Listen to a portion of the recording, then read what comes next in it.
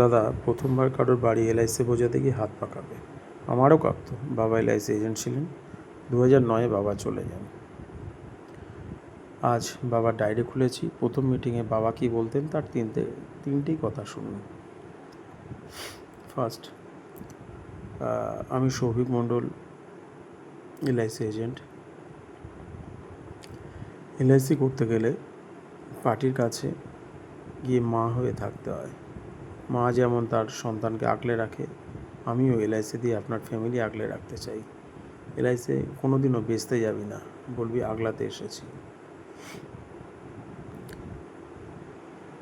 এবং পার্টির বাড়িতে গিয়ে চা খা, গল্প কর, পলিসির কথা 10 মিনিট পরে বল। কারণ প্রথমেই কোনো কাস্টমারের বাড়ি গিয়ে ডিরেক্টলি পলিসির কথা বললে তারা খুব একটা সন্তুষ্ট হয় না। দাদা, আপনার বাচ্চা কটা, বাচ্চা কেমন আছে, মেয়ে আছে, মেয়ে কত বড় হয়েছে, মেয়ের বিয়ের প্ল্যান কী করছেন, এক্সেট্রা। ক্লায়েন্টের সঙ্গে ভাব জমাতে হবে। পলিসি হোল্ডারকে ভয় দেখালে হবে না যে আপনি মরে গেলে বউ বাচ্চার কী হবে। বাবা মানা করতেন এগুলো বলতে। বাবা বলতেন, তুমি বেঁচে থাকতে বউ বাচ্চা রাজার আলে থাকবে, সেই গ্যারান্টি আমি দিচ্ছি। মা যেমন সন্তানকে কখনো ভয় দেখায় না, মা বলে আমি আছি।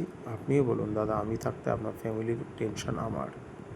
বাবার ডায়েরির শেষ লাইন, পলিসি না হলে কার্ড দিয়ে আয়, পরের সপ্তাহে মিষ্টি নিয়ে যাবি। প্রথম মিটিংয়ে 90% পলিসি হয় না, কিন্তু 100% সম্পর্ক হয়। আপনি বলুন, দাদা আজ রাখলাম।